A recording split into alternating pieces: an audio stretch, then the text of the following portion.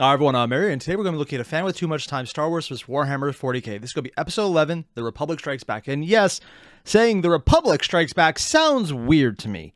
So I'm assuming this is some kind of reference to, they're going to go in, they're going to hit hard, and then while they'll win this battle, it'll lead to a loss later on. But it'll look really cool for this time around, because of parallels to using Strikes Back, because Empire Strikes Back and all that other jazz.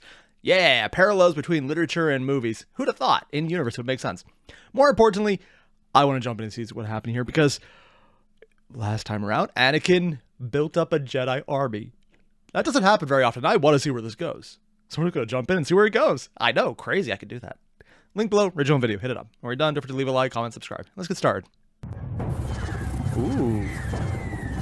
Fire. The enemy has no remorse for the worlds it destroys.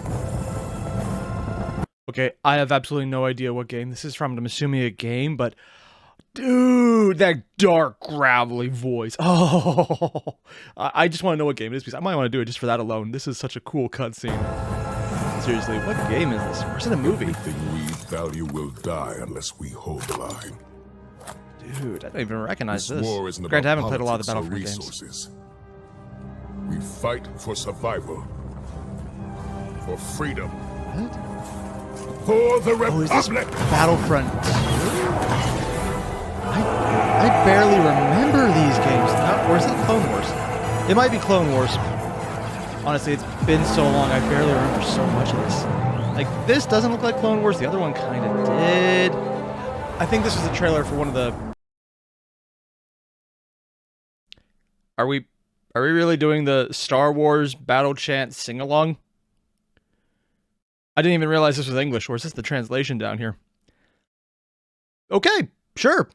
This is definitely Clone Wars here. I know that part, but some of the early ones did not look it. It was the facial structures look too hyper-realistic by comparison to the heavily stylized Clone Wars. Wow, people surrendering.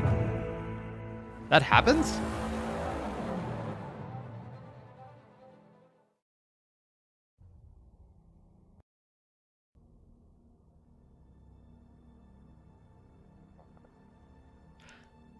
Hello? Captain Yoren had been trained and raised space? fighting one enemy, or at least one enemy above all others.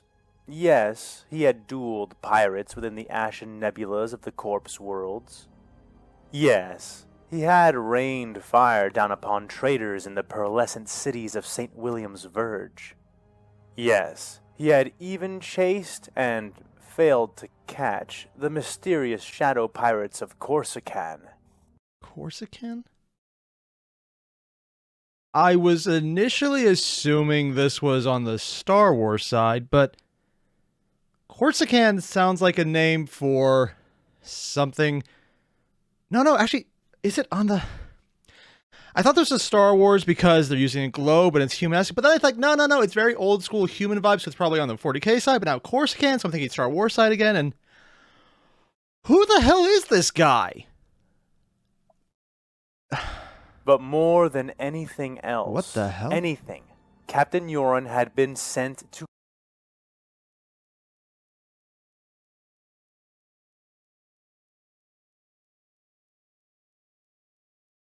I was going to say, who fires goblin? And I realized, no, this is something orcs probably did. They literally would throw squigs at people. to kill greenskins. Yep, and that confirms it. This is actually on the 40k side. Kind of surprising failing to catch something is something he would brag about. The Corsican pirate. I wonder if Corsican, including that name, would imply that there is a correlation between the locations. Is it an alternate galaxy or just completely different? I don't know yet.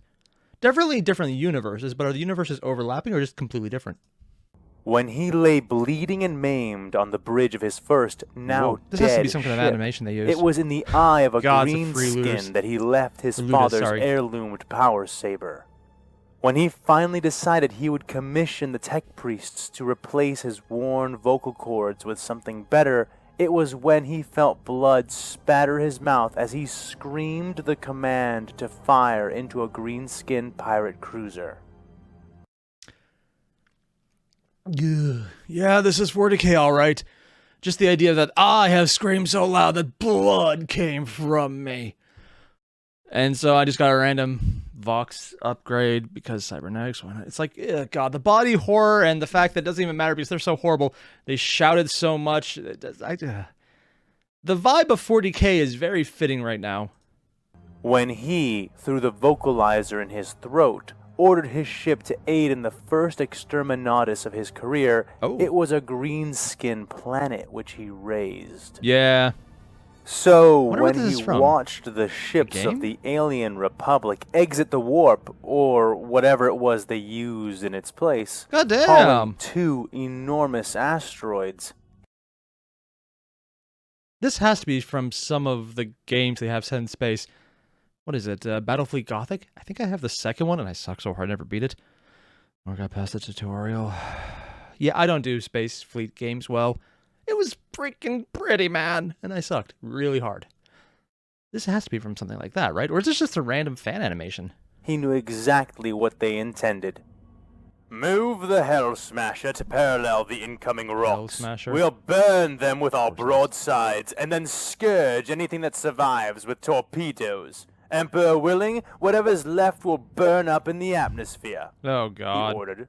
His crew jumped straight into action, fingers, hands, and mechadendrites sweeping over control panels as orders were radioed or otherwise relayed down to relevant decks. The smaller attack ships, Acclamator-class corvettes, from what Captain Yoren had been told, were hauling each of the large space rocks with towing cables, 4 to each rock. Huh. You know, I thought this was a flashback, and it still might be, but considering the detail we're going into on this guy, I'm wondering, is this not a flashback? I can't speak today. Flash, there's the L in that word. Flashback. But is it actually something happening currently on the 40K side of the universe? Because so far, all action has happened while within the Star Wars universe between the 2 different factions, or 2 main factions and how they're divided down, and such as literally Star Wars universe, 40K universe, and then the mini factions within, like Separatist. Let's go with pre-Empire, Republic, because that's probably more accurate at this point, because Palpatine's more or less already in control. And then the various factions on the 40K side, but we haven't got anyone on the universe of actual 40K yet. Are we looking at that? Are we looking at a reason to include the Greenskins in the Star Wars universe somehow? Did they get pulled in? I don't know, but I was expecting this kind of intervention last time when they mentioned chaos at the end of the opening preamble. Maybe it's here. No doubt they intended to use these asteroids as brutal dropships or as physical weapons to attempt to crush his cruiser or the smaller escorts he had with him. Of course. It was folly. He would never allow it.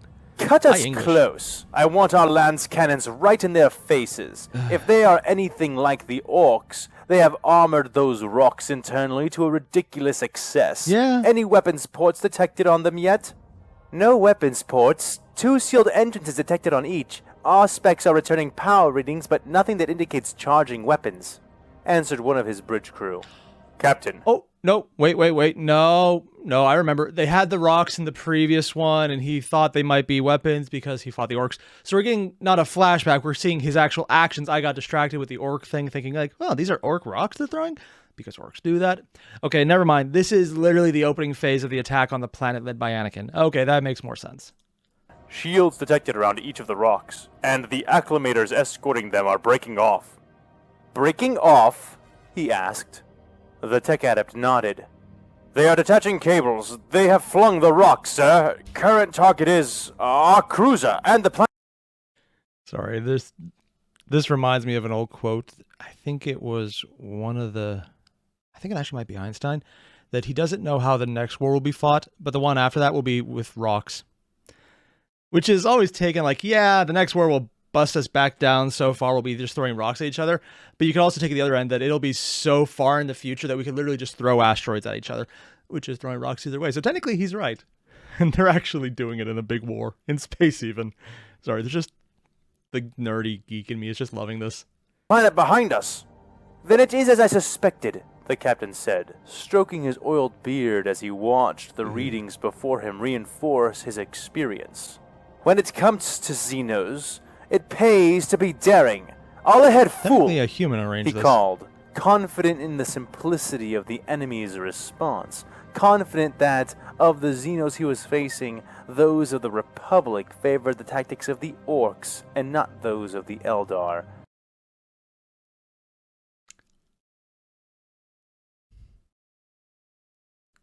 I hate to say this, but he is both underestimating them and overestimating them at the same time.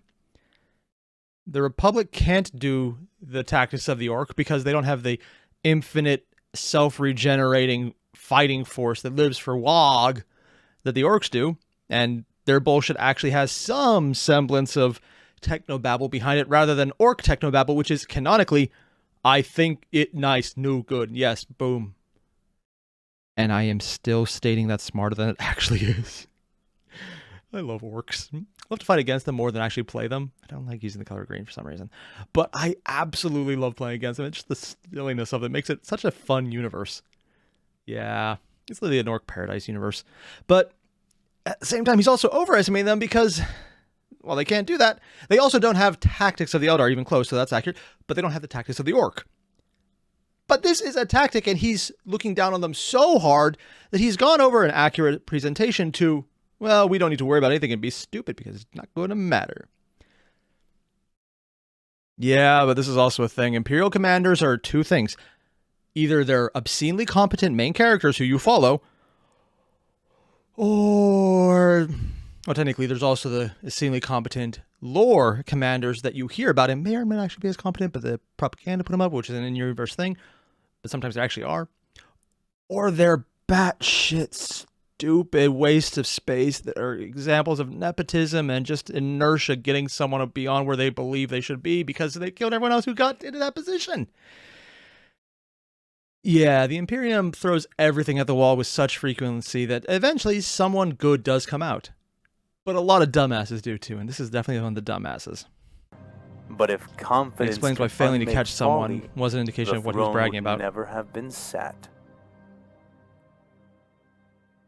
Meanwhile, within the old Verpi colonies, Verpine. I don't know what a Verpine is. Then it is understood, Anakin asked. He stood in the nearly pitch-black darkness of the innermost hangar of the Verpine colony. All possible power had been diverted into the abandoned colony's impressive shield generators. Oh, this was a colony which that they Anakin threw was rock sure from, they would or need soon as the enough. rock. Already they were tumbling through space towards their targets as Captain Spikes and the rest of the volunteer acclimators pulled away from the now free-floating have spacesuits? colonies. Around Anakin stood nearly 2,500. I just want to put out the obvious thing.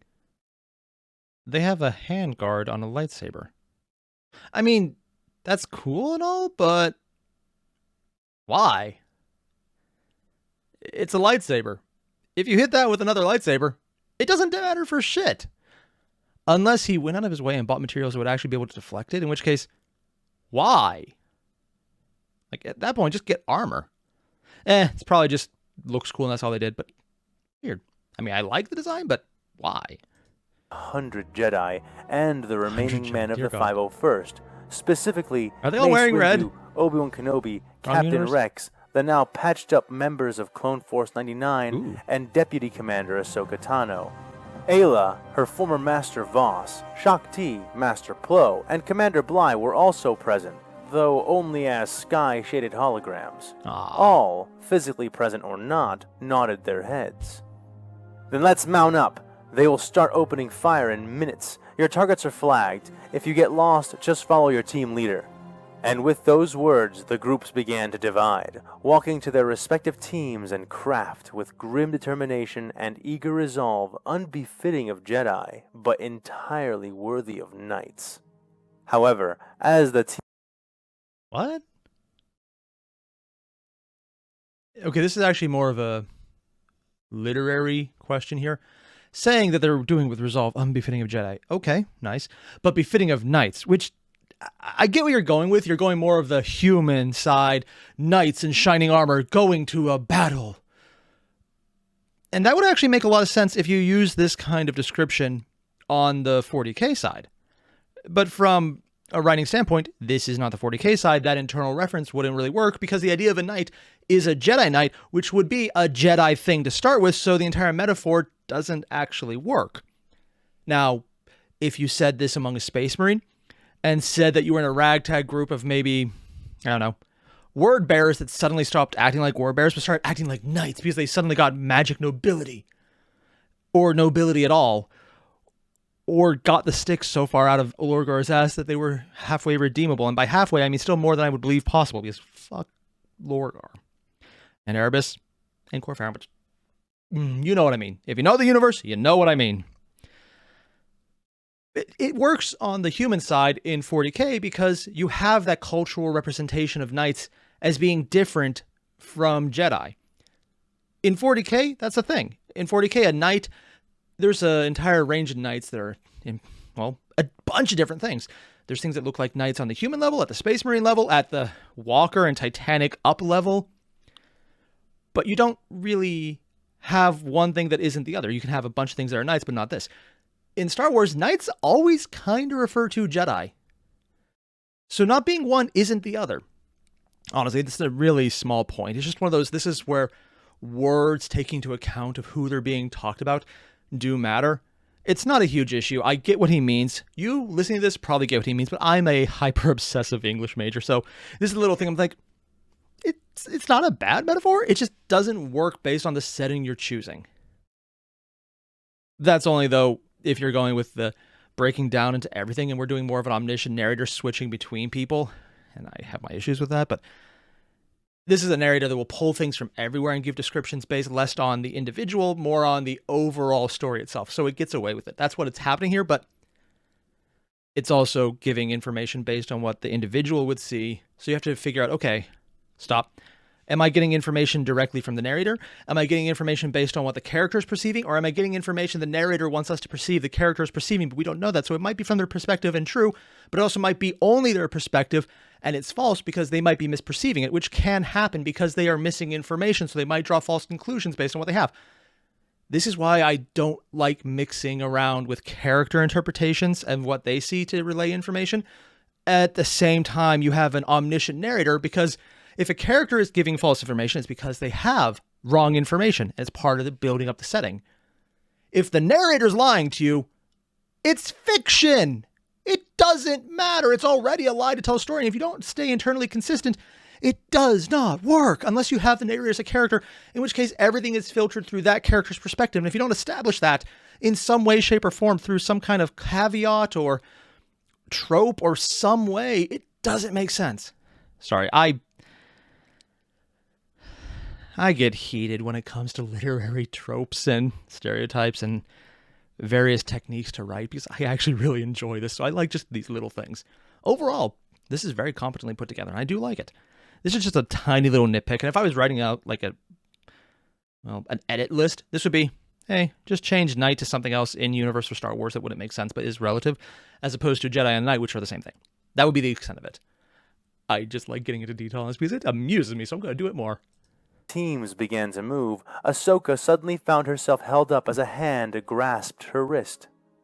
Looking back, she found her old master, Anakin himself, Stole my holding her wrist. wife's llama cup. He released and smiled Don't tell her. sheepishly. It had been a few weeks since they had last been face to face and in one place.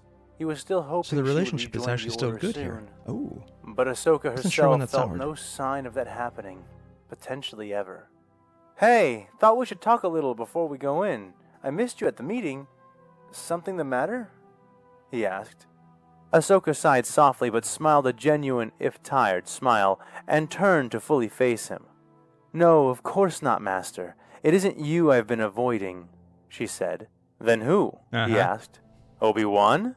She didn't answer right away, and Anakin's face fogged with a light scowl.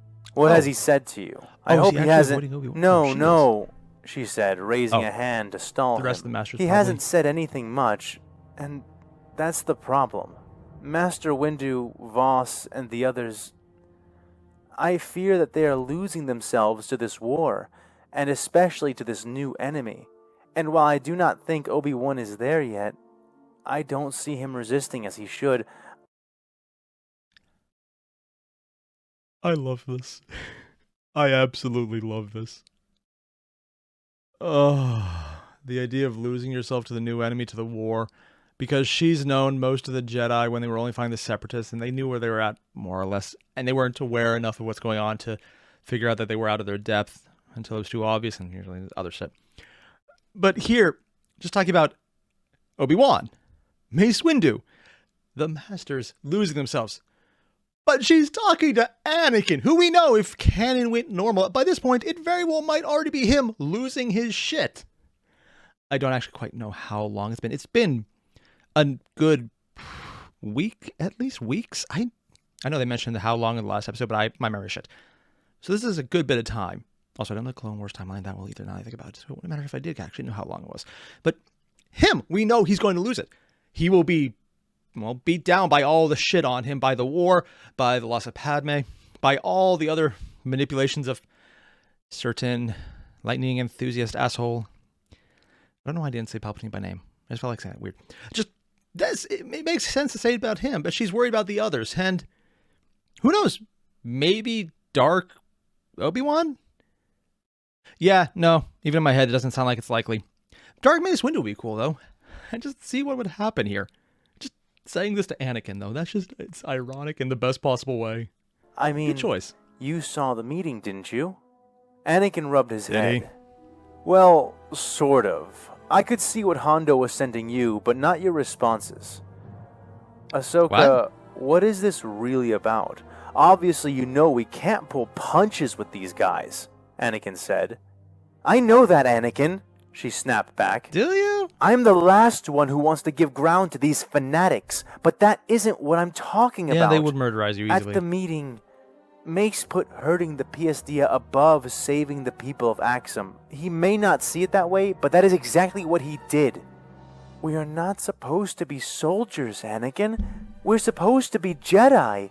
We shouldn't look at this war like generals. We should look at it like heroes. The heroes the people desperately need. I don't disagree with anything she just said, but she's also wrong and right at the same time. Sorry, this is good writing right here. As much as I went off on the previous thing about a little metaphor, this right here, this situation where we have her character acting as basically the beacon of what is right in the setting, and we're seeing Anakin, who we know is going to go wrong, is the conflict here, but she's not talking about him, which I already went over. And the best part about this is she's wrong.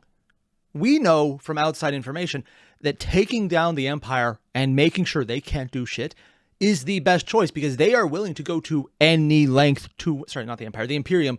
They will fuck you up. If you stop to save someone, they'll just kill everyone and not care, because they're used to extremes being the only thing possible, and death literally being a mercy. Not even in the newer sense of being nice. It's also that, but in the sense of a quick death, because a lot of things in 40K, a quick, painless death, it does not happen. Hell, some of the worst ones don't let you die, and I'm not going to talk about them because they fucking terrify me still. Yeah, there's some things that the more you think about, the more you don't want to in 40K.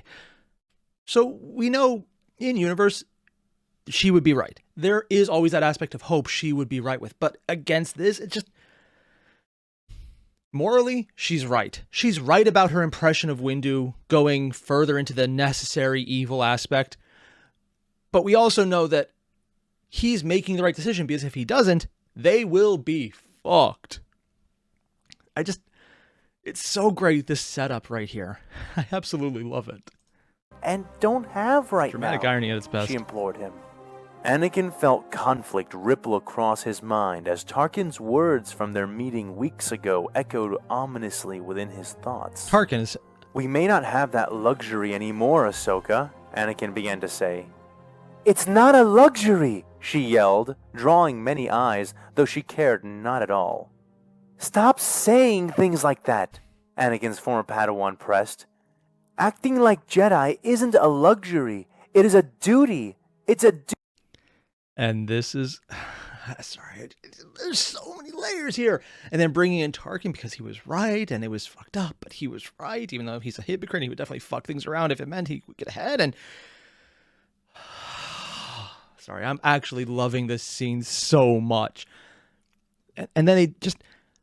Because they're adding not just the level of Anakin being the one as the foil for Ahsoka, but Ahsoka being the foil for Anakin, realizing they've been going about things wrong in general, and the new enemy being the one showing him, and the fact that he's second guessing things about how he's fighting and not about his allies, but thinking maybe we should pull back, not from being generals, but to being the warriors that we're better at. That's not a bad choice, and it's right, because they're not generals, and they weren't. It's one of the issues early on, and you just kind of gloss over it because, again, it could have come up later in later seasons. I don't know. I need to watch them still. They're bringing up good points, and they're both right and wrong in different ways. And this is... Sorry, I'm having a massive geek moment right now, and I'm absolutely loving this. Duty the Order has been neglecting for far too long. And she's not wrong, they have. The people we are supposed to be defending have been sorely missing it. Yes! This is the reason that I left the Order to begin with. Because you taught me how a Jedi should act, and the members of the Council are not acting that way anymore. Which is all a great Anakin felt his head spin. On one hand, he agreed with her. Agreed so much his heart cried out to endorse her statement right away. And yet, could he do that without breaking with reality? Had not the Jedi been failing in the war against the Piastia? Was the answer not to become more extreme? At least as extreme as those they were trying to fend off? Ooh, you're just lampshading this. It's not even lampshading. Oh, this is lampshading, but it's so on the nose. Like, should we become more extreme to match what we're fighting against? It's literally, if you stare into the void stares back. And again, Anakin is the one saying it, which is the ironic part of, what I said multiple times. We know he loses it, but he's actually thinking about it in the first place, which I don't think he did in the movies and the books. They actually novelized them. So it's cool to see this happen, and it makes me think, maybe we won't get Vader. Maybe we'll get Dark Anakin. Maybe we'll get Redeemed Anakin. I don't know, but we're going to get something because things are changing in ways I wasn't expecting we'd even be allowed to get to. Because you don't have this kind of moment, this kind of, should we become as extreme as they are? Without there being something for it. Now, I should probably clarify, you could have that if you have a less competent writer who just drops things in and then never brings them up again because they're just trying to fill space. I think this is very competently written.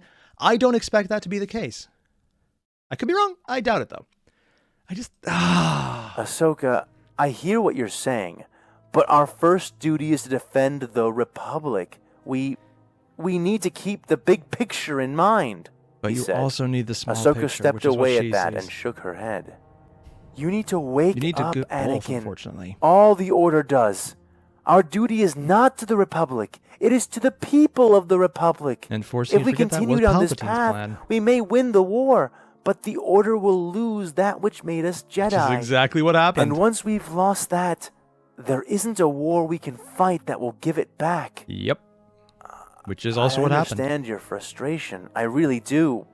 But how can we lead against this war if we do not act as generals? Ahsoka did not answer right away, turning around towards her Drotch-class boarding ship. You're really not a good general. Rex and several others waiting for her beside it. I don't know. All I know is this.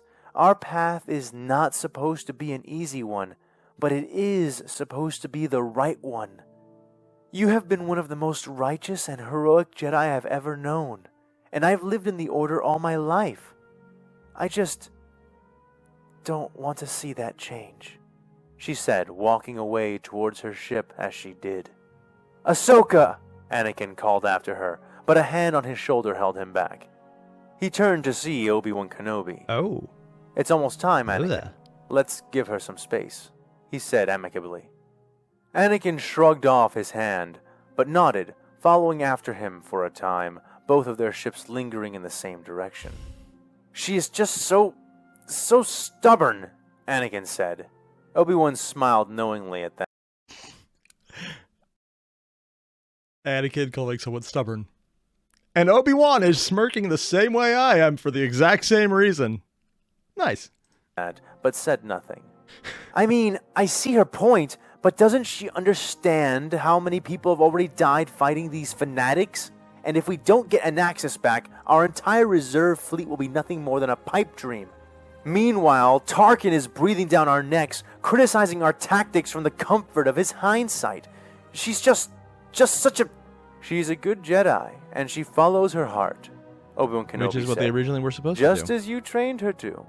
It may not seem like it right now, but it will be warriors like Ahsoka who save the galaxy every bit as much as warriors like you and me will. You did well when mentoring her, even if she did absorb some of your more antagonistic qualities. Huh. He's including himself on more of the get in your enemy's face and kill them side.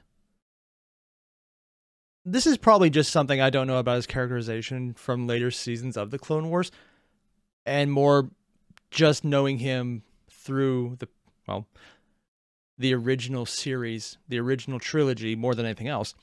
I would have thought he'd be more on the we're supposed to be Jedi first and General second camp, but no, in this conversation at least, he's more on the leading the war as opposed to leading as a Jedi. Huh. Interesting. Anakin cracked a smile at that as they both stopped, finally at the divide. Well, I learned from the best, he said. Don't remind me, said Obi-Wan. They laughed for a short time before clasping each other's forearms and squeezing. I feel horrible, but I just want to shout, Pro-fist! Right now for some reason.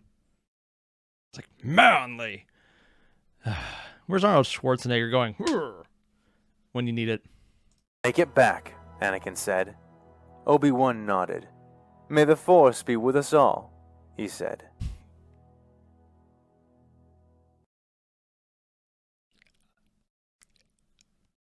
Sorry, you have no idea how hard it is now to hear that. May it be with you. And not respond, and also with you. Again, bad Catholic. Grew up having to say those things, and it's the ingrained response. Oh, God. Meanwhile, on the bridge of the Hell Smasher.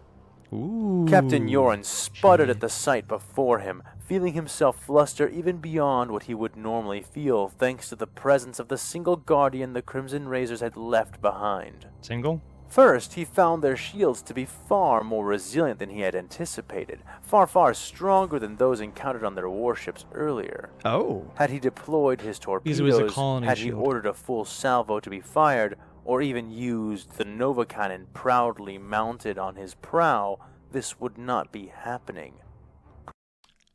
Oh, yeah. Yeah, I think my initial assessment of this guy was accurate.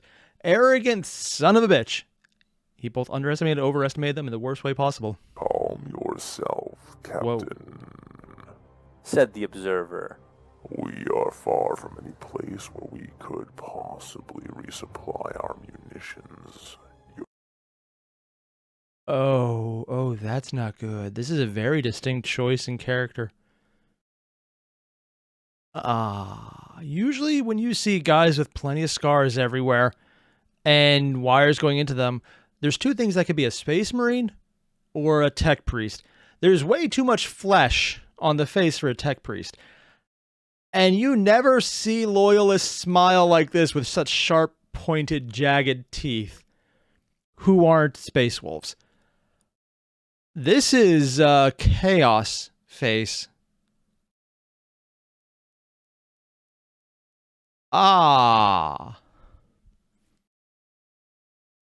There's a chaos worshiper, because that makes sense with the dark, gravelly voice and the image of this guy. There's a lot of fucked up things in 40K.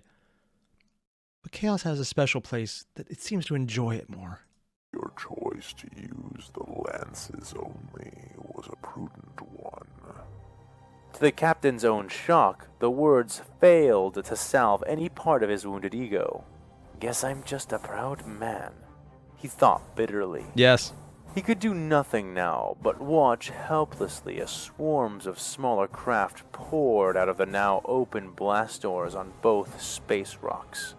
Fully half of them seemed to descend towards the unshielded planet, while the other cloud divided further. Even a second rain of bright red lance fire failed to penetrate the shields, though the blue spheres did begin to arch and bend at the contact. Oh. At this range, Almost most overwhelmed a escorts shield that would have been fast. singed or outright melted, meaning the shields on these rocks were absurdly strong, comparable to those found on other cruisers of similar size to his own. Oh, He watched in a rage. interesting. Just before we knew that they had way more gun power and their ships could just jump around faster. But I wasn't aware anything on the Star Wars side had comparable shield strength. So saying that a colony shield for a stationary, rock colony would be comparable to their ships is still huge jump in power requirements that Star Wars normally wouldn't have. But they have something already that is at that level. So useful to know, just because I wasn't aware they had anything, and we got a kind of a reference point in just how far it can go. Huh. As one cloud Actually, of not as far as I craft thought. adhered Just themselves really far, not directly onto his obscenely. own beloved vessel, another cloud cutting its way towards the luminous rain, the escort which was currently docked with the Xenos escort, still being stripped clean of data and technology at the Going for the hands of command ship. Magos Zelv. The captain hoped the Dominus Scutari guard would be able to see to his security as the only other mobile escort in the area which had the chance to stop the boarding craft had been quickly tied up and engaged with a shimmering swarm of fighters, who The one thing the were, Republic does even well. then, circling and attacking the frigate. "Radio down to the surface. Tell them they have invaders inbound," the captain barked in his mechanical I'm sure no one in the voice. Imperial's ever heard that before. "And send the same message to the luminous rain. Warn them that the enemy is coming. Contact anti-boarding crews. Tell them to expect to earn their pay today." He then stood bolt upright as he heard the heavy scraping which signaled the rising of the guardian Davik Thune had left for him. He turned to see the single Astartes. "Are you going?" Dude, give us a full shot. I want to see his full face because that was a very specific image chosen before. I want to see if I'm right about this. Oh. "Going as well? Shouldn't you stay here to guard the bridge?" Nope, you're dead. he asked. The Space Marine turned around to face him, Shooting him? psychic power crackling around his face and head as he smiled a cruel smile. His armor was blue, unlike the majority of his chapter, and his helmet was an open metallic hood which linked into his skull via many cables. The Astartes had no bolter, save the bolt pistol at his side. Oh, he's about to execute the captain who just... Yeah, captain of the ship who just fucked up, isn't he? Instead, his right hand clutched a glowing staff which hurt to look at. I suppose I should. Do you think your men can handle these intruders alone? They may need me. He said. He listened? I don't trust this guy for a second. This seems like a bigger threat than anything else here. But again, just that initial impression and the really dark, gravelly voice. I can't even imitate it unless I tried. Like, I need a chest cold that's been kicking my ass for probably a full month to get that level of gravel in my voice. It's probably being put that way as a way to show the warp power coursing through him while also speaking as a space marine, which will also make it deeper. So it's probably some kind of estimate of how to make that sound come across correctly. The captain thought about it, but his pride had already chosen his answer for him. "My crew are fully capable. These softies and their toy soldiers won't be able to take 3 You know, I think my initial assessment that this guy would get killed by a space marine might have been too nice. And this guy's very much aware of it. steps into my ship without returning to the void from whence they were spawned," After they take everything he and said. kill you. As if in punctuation of his point, the shields on the other 2 space rocks finally collapsed, and the lances cut into them, obliterating the drifting hulks in seconds. The Space Marine seemed to sag slightly, though he kept his smile. If you say so. Oh. Oh, he was smiling throughout. I thought maybe that was just an art thing, but no, he's smiling. And he's smiling while saying this. He knows. Yeah, no, this guy is very much chaos. There's no way he's not corrupted by chaos. I would be so surprised. But do not mistake my nature, Captain. Though they may call me a librarian, you can depend on me to do more than read and advise for you.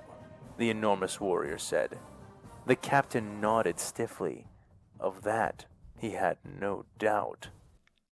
Yeah, there's no way a normal space marine would be this, I can't bring myself to say, but subservient to a captain. It sounds like he's buttering him up. Yeah, no, there's something going on. This is not a normal captain. This is not a normal anything. This guy, this is not good. He is actually freaking me out. Meanwhile, with high orbit of Axum, or within. We are going to Axum now, or we back to the Star Wars side? Ayla could feel her heart hammering in her chest, but outside she seemed I calm. didn't know she actually had a comic to collected, herself. Alert. Neat. But in her mind, she could not help but think that these were the men who killed Jedi Master Ki-Adi-Mundi, and many others besides. She took some strength in the knowledge that she was far from alone. Nearby, Commander Bly gripped the handrail of their modified LAAT gunship, and their troopers were all around her. Not only that, but Master Shaak Ti, one of the Order's most skilled and experienced duelists, was nearby as well, on a different ship. On top of that, as long as Hondo's intelligence remained accurate, they wouldn't even have to land under fire. The invaders had set up some defensive anti-air turrets and towers, but the spires and maze-like avenues of Axum made the approach to their target trivial, as long as they entered the city at a safe distance and stayed below a certain altitude. And This is going to sound weird, but I kind of expected the Imperium to do something about that and just start leveling buildings so that they would have lines of fire. I'm actually surprised they didn't. It's probably a minor thing because this happened pretty soon after, so they didn't have time to do it, is what I'm assuming, because they did do the prefab buildings drop from orbit, which is a really cool take. And people are telling me it's actually part of canon, what they will do sometimes, and that's neat. I love it. Just, yeah, I guess they haven't destroyed everything yet. And yet, in spite of all that, she could still feel deep within her a call of doom, a chorus of death. Yeah, that sounds death about right. not yet arrived. Original Death voice. in waiting. She had no idea what was causing her nerves. After all, she had faced death many, many times now. But as her transport began to set down... Okay, now I have absolutely no idea where this art's from. I thought it was just gothic general stuff, maybe in one of the richer sections, but trees. The dirigibles is like, sure, why not? Empire will do anything, or Imperium will do anything. Trees. That's weird. Bones? Sure. Bones in the shape of a tree? Sure. Actual trees. That seems weird to me on Terra, so it's definitely not Terra. On one of the wide golden I guess it's a stand-in arches for of the Azure planet they're on City. right now. It took all her willpower to shunt off the foreboding sense surrounding her and focus on the task before her. They disembarked, and her men began to form up as Shaak Ti approached. Ayla nodded towards her before tossing down a holodisk. That pirate is Interesting art. annoyingly useful, Shaak Ti said with a sigh. Ayla nodded. I suppose that's why Ahsoka still works with him after he nearly sold her to the black market, she said. Shaak Ti nodded, but then started. Wait, he what? Afternoon, lady. I want to hear that again. She didn't know about that? Nodded, but then started. Wait. Her to the black market, she said. Shaak Ti nodded, but then started. Wait, he what? After... She had no idea. Just that sort of what? They introduce her in this section, so calm, reserved. The image they show is her meditating, saying she's a competent duelist, one of the most, and just being thrown off by the fact that this happened and just commenting on it as just a random aside. It's like, yeah, it makes sense. She tried to get sold into slavery by that guy, but they work together well. Fuck, okay, sure. We're just gonna throw that out there. Just drop it in there. Afternoon, ladies, said a voice. Uh. Both Jedi turned to fully face the hologram of Quinlan Voss, who The seemed hologram? to be crouching and looking over a ledge. We will be in position in less than 10. Oh, I guess they're How both about on the you planet two? together. He asked. I am about to begin the assault. I'll get their attention and then lead the first combat groups up through the main arches directly toward the temple gates as a diversion. Commander Bly will lead the second force on an assault of their field generator facilities nearby. Knocking out the power ought to soften up the gate defenses enough for me and the first group to punch through, at which point we will secure the gate and rendezvous with the second group before pushing forward into the temple proper. said Master Ayla. Shakti stepped forward then to speak. Meanwhile, I will locate their local commander and bring down their command net. Moving alone, I will be able to traverse the defenses easily. The Force shall guide me.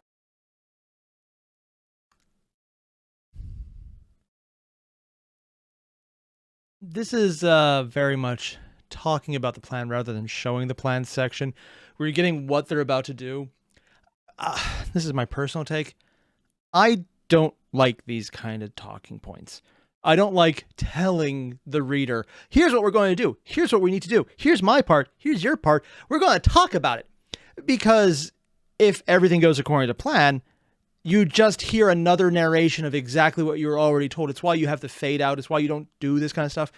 I don't think it's going to go according to plan, which is why I'm not too annoyed about this. But a lot of less competent authors would talk about what they're going to do, talk about what they're each going to do in their different specs, maybe give an opinion here or there, and then they'll show them doing what they just talked about, the exposition reflected by showing. But it's just doubling up at that point, where you could just cut to the showing and it would be perfectly fine. This is a competent writer. I don't think that's going to be the case. But it seems off-putting because it's still an exposition dump that really doesn't mean anything, because I don't expect this to go to plan. It's either going to be skipped over entirely, in which case, why show other than to indicate they're on the planet, or it'll break, and what we're getting now is, here's what we think is going to happen, followed by, no, it's all fucked. It just, not the personal choice I would take, because I don't like leaving that in the air until later. I like knowing this is what's happening and just getting right into the meat and potatoes of it. Also, that's a weird thing, because I don't generally like meat and potatoes as much as other things. Yeah, no, weird thing. Yeah. Who'd have thought? Me, going on a tangent. Never did that before. Once I have finished, I will regroup with Master Ayla and aid her in her forward push, said Master Shakti. Voss nodded. Yeah, the writing structure here, it would be more obvious if you were reading it, and it would probably flow better. But having the entire thing and then finishing that individual block of text with said Master Shakti, it in writing format is perfectly fine, and you read it, it's like, okay, that's cool. But because there's that audio change, because there's actual voice acting involving here, and there's consistent characterizations of how people sound that is rather good, the sudden change from the voice of the character to said Master Shakti in the normal voice, it's just kind of a second of, yeah, just because it's at the end. If it was at the beginning or structured differently, it wouldn't be an issue. But here, this is one of those things that just comes off differently in a voice recording as opposed to reading it. If it was reading, I wouldn't even comment on it, because you auto-filter the sound in your head to how you perceive them to sound. Here, because it's a visual difference, of audio difference, you can hear it, and it's just hard to whoop over in your head. Yeah, interesting to hear it, though. Stellar. We can bet that they will call for help, and that help will come from the nearest bunker, our bunker.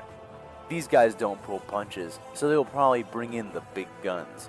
Big guns mean broad avenues. Why is he resting his arm on her head? Mean ready-made ambush points. Oh no, he's just in front of her, Me or and the behind her. 2,000 some sabers I have with me will be taking full advantage of. They know we are coming, at least by now, so we should get moving quickly, Ayla said. Voss nodded again and stood. You're right, as usual. Start your attack, Ayla. Me and mine will be in place when the moment comes. Count on it. His image vanished, and the three got on their way. Bly and his men in the 2nd Clone Force, all 100,000 of them, were equipped with jetpacks, bark speeders, and city-modified ISP speeders. Light and fast, they would hit the enemy before they even understood what was happening, and Bly himself had become an old pro at this form of lightning strike rating, with only the 501st rivaling the 322nd when it came to these kinds of high-stakes operations. On the one hand, neat. On the other hand, ooh, this is not going to go well. This isn't a writing issue like the previous comments. This is more, we know that being invaded by people jumping out of nowhere is something the Imperium is very used to, because a lot of enemies do that. Demons out of nowhere, Eldar out of the web-building looking like nowhere, orcs literally throwing rocks, kind of like this situation, out of nowhere. Hell, enemies just appearing randomly is kind of everything but humanity does. They're actually playing to the trope they're best at, And they don't have the slightest clue because this is a really unique trope that like anything in the Star Wars universe wouldn't really try. They don't usually jump from orbit. That left Ayla Or with high atmosphere. 235,500 troops of various kinds, and all the heavy armor. It had taken them almost 2 hours to actually reach the system, and in all that time, Ayla had been preparing herself and strategizing. At the beginning of the war, she would have made her armored charge nothing more than that, a full frontal charge. But now she knew much better. She watched on as more of the LA. See, that's one of those moments where, like, Tarkin's saying, yeah, you are not generals. You shouldn't be in charge. And I'm just thinking, how many clones died because you just thought, fuck it with everything? I mean, it doesn't matter. They're clones. They're literally mass-produced, but also still way harder to produce than freaking droids. I know, it's 2 disposable armies. Who'd have thought the numbers would kind of get crazy? AAT gunships of various configurations continue to fly in, dropping off their payloads of troopers, 3-legged sniper tanks, and 6-legged ATTE walkers.